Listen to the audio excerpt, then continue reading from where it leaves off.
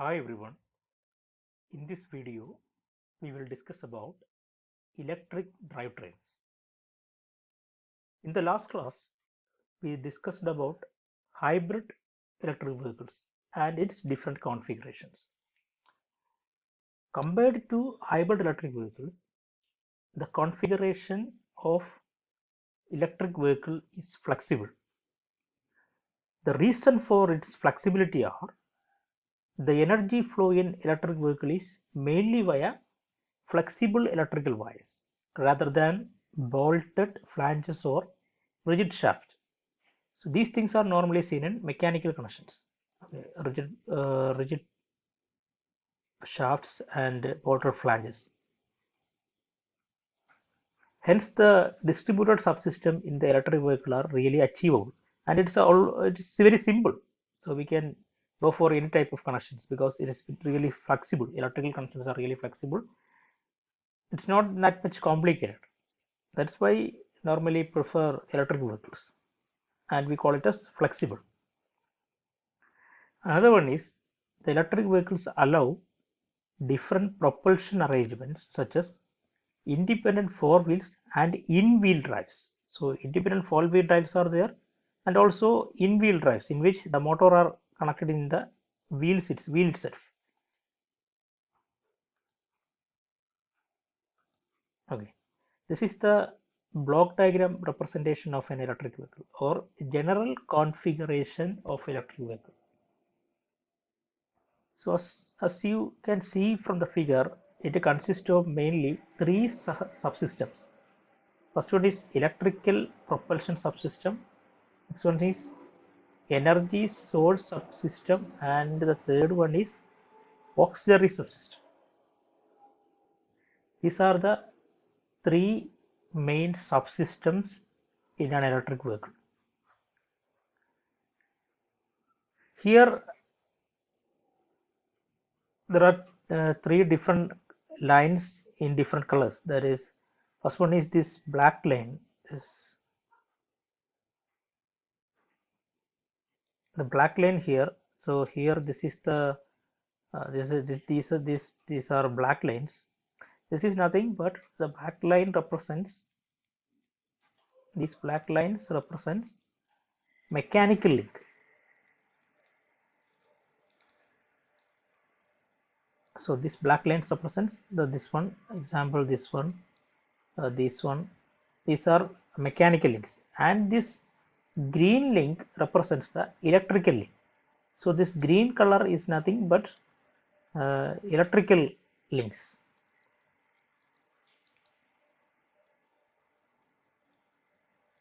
So this green color represents electrical links, and this blue color represents the communication between different systems. That is, there is control information. So this is nothing but control information.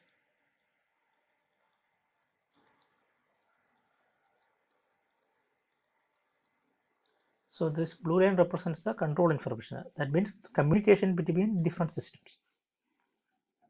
Okay. So first of all,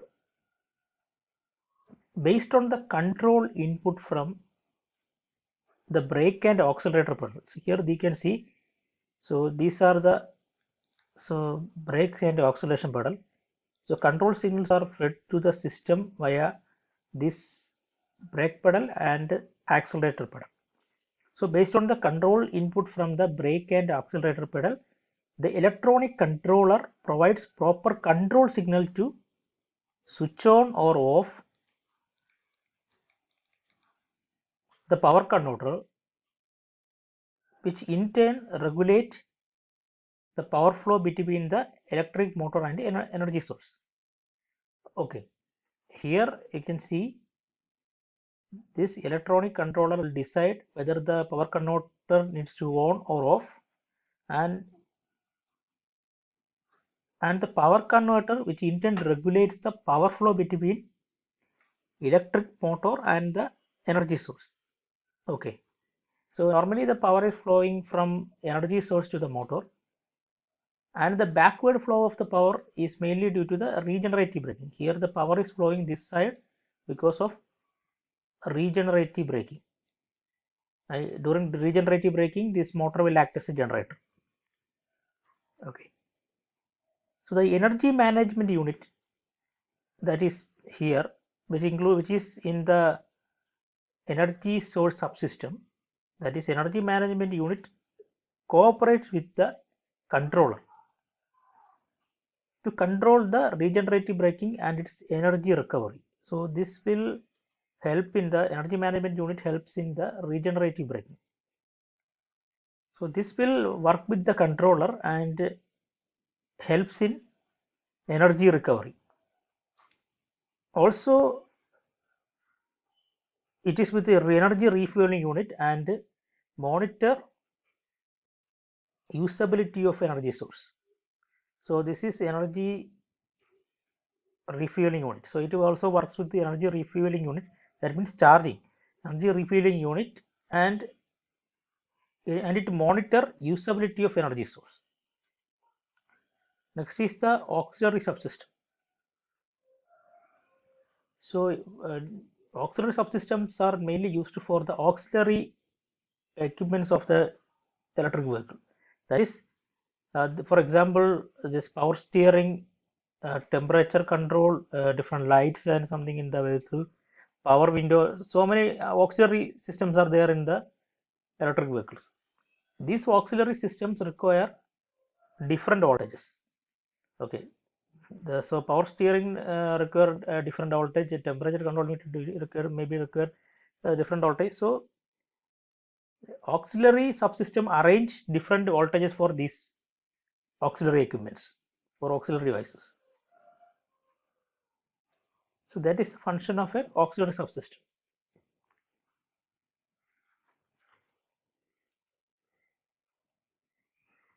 Next is the typical configuration of electric vehicle.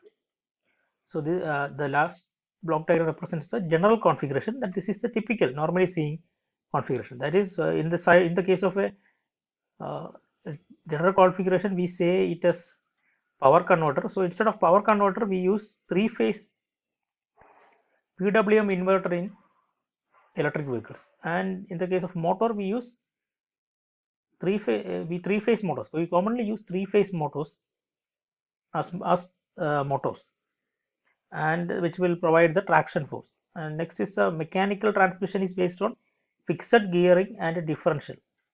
Okay, and normally we prefer lithium-ion battery for the electric vehicles. There are different other battery technologies are there, but commonly we use lithium-ion battery. So this is the block diagram representation.